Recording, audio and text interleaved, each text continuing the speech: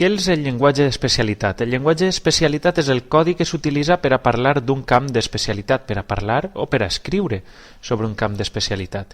I és el que s'utilitza entre especialistes en les converses, conferències, reunions, etc. Però també el que utilitzen els especialistes per a parlar amb els no especialistes. I ho podem fer en les més diverses disciplines. Doncs teniu la perruqueria, la medicina, la informàtica, la biologia, la cuina, tot això té llenguatges d'especialitat. La base d'un llenguatge d'especialitat és la llengua general. A aquesta llengua general, que està formada per ingredients com les estructures si són impersonals, si són passives, la morfologia, els plurals, per exemple, les paraules, la manera de conjugar els verbs, tot això és llengua general. També la sintaxi, si posem un pronom o no el posem. Doncs tot això que conforma la llengua general es combina amb elements propis de la llengua del llenguatge d'especialitat. Per exemple, la terminologia, que és típica d'un llenguatge d'especialitat, per exemple, termes com anticlinal de la geologia, o ratolí en la informàtica, o stock options, que prové de l'economia. Tot això són termes, en algun cas creació culta, en altres casos préstecs de fora, d'altres llengües, en altres casos imatges, és a dir, paraules comunes que s'han reaprofitat com a terme d'una especialitat, i a més d'això se li afegeixen símbols, xifres, fórmules, molt típic dels llenguatges matemàtics, científics, o elements icònics, les gràfiques, les imatges o les fotos, i amb tot això podem dir que ja tenim conformat un llenguatge d'especialitat. A partir d'una mateixa llengua general es poden construir diversos llenguatges d'especialitat, tants com disciplines hi haja de coneixement. Per tant, sempre tindran un contacte amb la llengua general.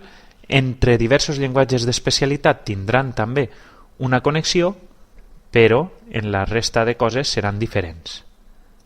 Diversos elements formen com és el llenguatge d'especialitat. En primer lloc, qui és qui parla o comunica. No és igual que parle un estudiant que no té quasi coneixements d'un aspecte, com que parle un científic amb coneixements avançats. Això implica que és capaç d'expressar-se de millor manera el científic perquè té un millor domini de l'especialitat. També podem veure que hi ha l'element de com s'expressa una informació. No és el mateix expressar-la amb una terminologia més formal que menys formal. Per exemple, és important entendre que en un registre molt formal es pot dir neoplàsia al que més comunament anomenem tumor.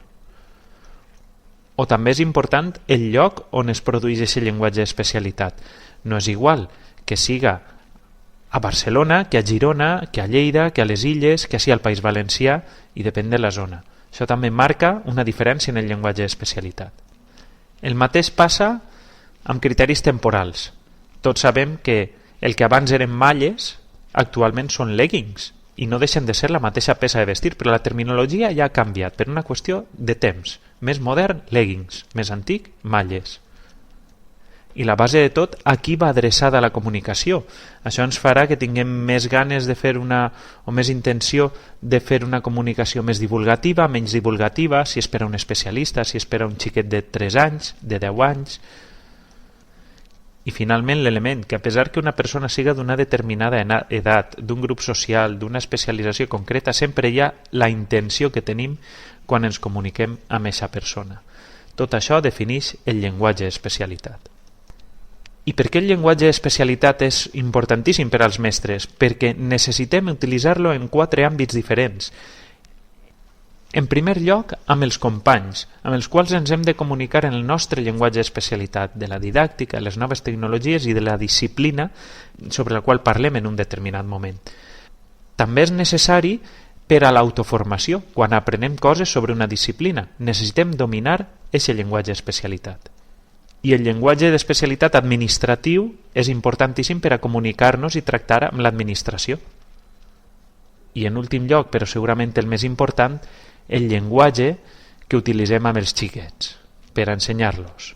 Per tant, els mestres hem de dominar molts llenguatges d'especialitat diferents, tants com disciplines tenim i alguns més, i a més hem de dominar diversos aspectes dins de totes aquestes disciplines. En primer lloc hem de dominar la llengua general, que és la base del discurs i la que ens permet tindre recursos per a explicar-nos. Hem de dominar també la terminologia, perquè és la que ens permet treballar i parlar amb precisió, ens permet autoformar-nos, ens permet transmetre els coneixements de manera efectiva, i també la varietat lingüística, depenent d'on estiguem fent classe, haurem de recórrer a unes formes de la llengua general o a unes altres. Sempre això millorarà la comunicació amb els nostres alumnes i fins i tot amb els nostres companys. Després hem de dominar també la documentació. Quins recursos documentals tenim per aprendre la terminologia d'un llenguatge d'especialitat, on podem contrastar quins tipus de textos podem crear. Tot això és importantíssim, igual que l'estil. L'estil no és més que la manera de seleccionar les paraules, com les seleccionem, de quina manera unim les diverses paraules en el discurs, com fem per explicar-nos millor, amb quin estil. La didàctica també ens ajuda a això, a més de la manera de parlar, que és fonamental, també tenim una altra part que és com orientem, amb quins recursos, de quina manera plantegem les activitats, com fem entendre als xiquets un concepte. I molt lligat també amb aquest aspecte tenim les noves tecnologies, que són una manera ja necessària de transmetre els coneixements i de comunicar-nos amb els altres.